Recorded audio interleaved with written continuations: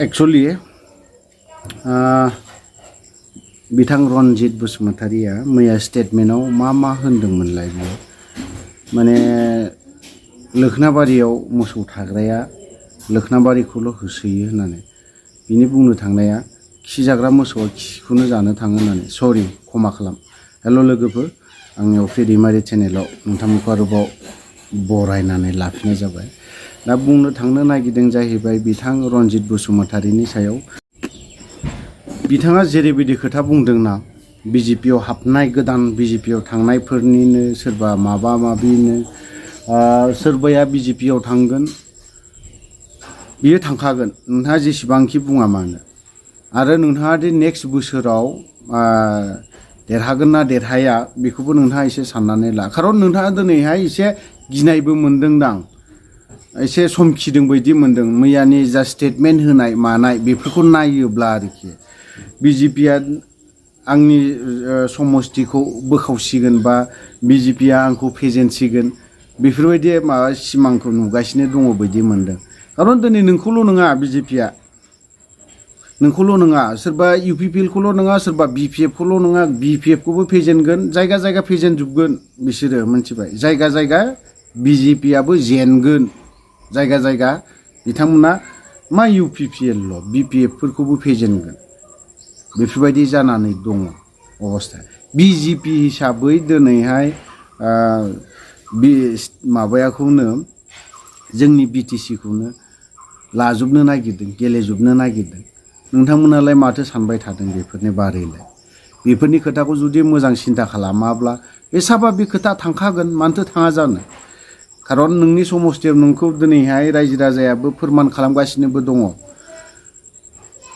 नोंखौ दिनैहाय first time हिसाबै बिथांखौनो एसे मोजां मावगोनदां होननानै नोंथांखौबो दिनैहाय नोंथांनि सायावबो आसा दङमोन।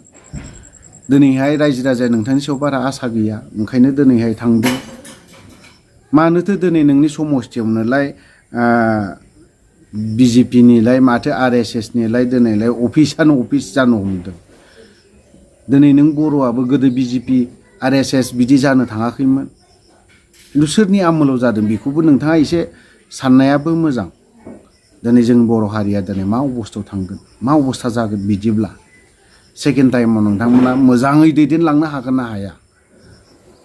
जों बुङाखै दे रनजित बसुमतारिनि एगेन्स्टआव बे अफ्रिया बुंबाय थायो, बिदि नङा।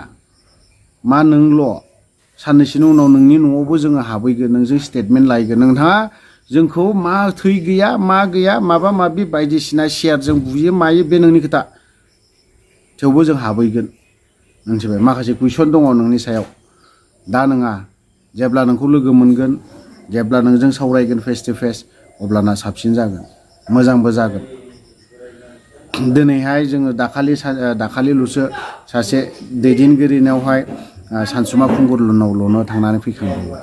मा सानसुमा खुंगुर बसुमतारियाल', बिथांमोननि जासिबां लिडारफोर दङ जेसेबां नैबे बर'नि एसेब्लाबो दैदेनगिरिफोर दं बिथांमोनजोंब्लाबो एसेब्लाबो जों लोगो हमजोबगोन। दिपेन बर' बिथांखौबो जों लोगो लाहैगोन। माखासे खोथा जोंहा सोंनांगौ आरो रायलायनांगौ मोनथिनांगौ दं बर' रायजो राजाफ्रा। जों बर' रायजो राजानि जानानै कयेकथा खामानिखौ जोङो बिथांमोनाव सोंगोन आरो फोसावगोन जोङो। दिनै नोंथांनि बे खारन नोंनि समस्थियावहाय इलिगेला बारा जानानैबो दङ। खिन्थु बे इलिगेलखौ नों खोन्थायोब्ला रागाबो जोङो। मोननैसो भिडिअ दं पाब्लिक खालामाखै आं, बेखौ खालामगोन, अब्लाना नोंखौ मा होनगोन बेफोरो 100% प्रुफ दंजोबो आखायावनो। जेब्ला पाब्लिक खालामगोन अब्लासो बुजिगोन। भिडिअखौ बारा गोलाव खालामनो सानाखै, अनलि गुसुंल' सर्ट भिडिअ। फेरेंगाया जाखिनि दाखालि स्टेटमेन्ट होदों बिजेपिनि सायाव जेरैबायदि गोब्रामदों, बिथाङा हयथ' नेक्स्टआव आं जे देरहाखानाय नंला बेखौ नुखादों, रोखा जानानै दङ। आरो बिनि सायावबो रायजो राजाया दे माखासे खुद्रिनानै दङ बेखौ रोखा खालामनानै लादों बिथाङा। थ' लोगोफोर, आं भिडिअखौ बारा गोलाव खालामला, बेखिनियाव दोनथ'नो सानबाय। जय बर' हारिनि।